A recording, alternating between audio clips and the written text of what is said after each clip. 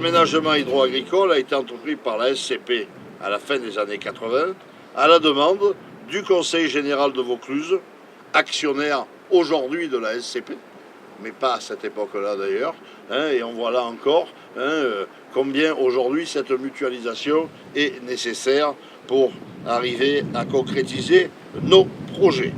À ce jour, ce sont près de 14 000 hectares de terres agricoles qui sont irrigables grâce à ces réseaux, mais l'aménagement n'est pas terminé et la SCP s'est engagée à le poursuivre avec un programme d'investissement de 40 millions d'euros à réaliser sur 10 ans. Dans un contexte d'avenir incertain, la sécurité d'accès à l'eau est la condition nécessaire à la diversification des productions et un levier indispensable à l'évolution vers des pratiques agroécologiques. La SCP est également sollicitée pour imaginer et mettre en œuvre des solutions innovantes répondant aux besoins locaux. La politique de l'eau était connue comme une politique stratégique, elle devient aujourd'hui une politique vitale à mener. Aujourd'hui, nous sommes conscients que sans eau, il n'y aura plus de territoire. Et sachez que nous en avons conscience et que notre engagement est total dans ces domaines-là. Le projet d'irrigation s'est parfaitement intégré avec la démarche de protection et nous avons mis en place une relation avec la SAFER pour permettre en fait de faciliter l'arrivée de ce projet. Aujourd'hui, conformément à sa charte, le parc du Luberon, au travers de son service eau et rivière, continue de s'investir sur cette indispensable gestion de l'eau. L'aménagement du Calavon Sud-Luberon est une belle illustration de la nécessaire solidarité hydraulique entre les territoires pour le partage de l'eau. Quelques mètres cubes d'eau, ça fait vivre un territoire, ça permet à notre pays de garder son indépendance alimentaire.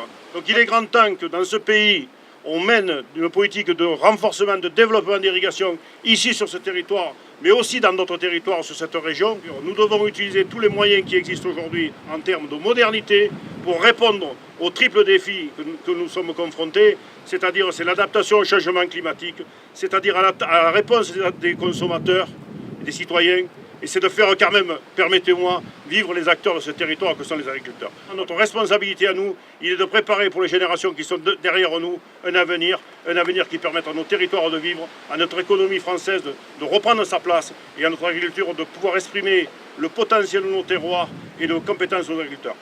Longue vie au Canal de Provence, longue vie au Luberon et au Calavon, et tous ensemble avançons pour plus d'agriculture demain. L'irrigation de la vallée du Calavon, ce projet, ça ne s'est pas fait en claquant des doigts, ça ne s'est pas fait tout seul.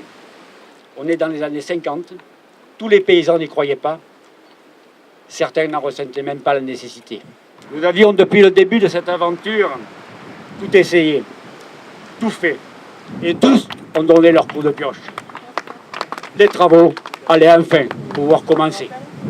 Ce travail, nous l'effectuerons en étroite collaboration avec les acteurs de la Société du Canal de Provence et avec l'ensemble de nos partenaires techniques et politiques. Je ne voulais pas manquer cet anniversaire qui témoigne de l'audace et de la bonne vision des habitants de Luberon. L'eau de notre territoire est précieuse parce qu'elle est rare et qu'elle est inégalement répartie. Les besoins sont importants. Nous sommes dans un territoire, le Sud-Luberon, où la population progresse et où nous devons en même temps préserver l'agriculture, mais également l'industrie agroalimentaire. Que serait la vallée du Calavon sans l'eau? À mon avis, beaucoup plus moche que le paysage que vous pouvez regarder derrière moi aujourd'hui. Sans eau, les exploitations étaient moins ou plus rentables et du coup, elles étaient vouées à disparaître. Et derrière, les jeunes ne pouvaient pas reprendre. Si aujourd'hui on voit encore des jeunes qui continuent, des jeunes qui ont 20 ans aujourd'hui qui continuent, c'est parce qu'ils ont l'eau et parce qu'ils ont la sécurité de pouvoir produire chaque année une production de qualité et en quantité suffisamment importante pour assurer un revenu. Et aujourd'hui, la viticulture de qualité, malheureusement, vous avez vu encore cette année, depuis le mois de mai, on n'a pas eu de pluie significative. Et je compte sur le canal, bien sûr, mais aussi sur nos élus pour que l'avenir de l'irrigation continue à s'écrire et qu'il ne reste pas qu'une pierre gravée comme étant une pierre mémoriale, et qu'on continue à écrire les prochaines lignes de ce bel aménagement. Merci.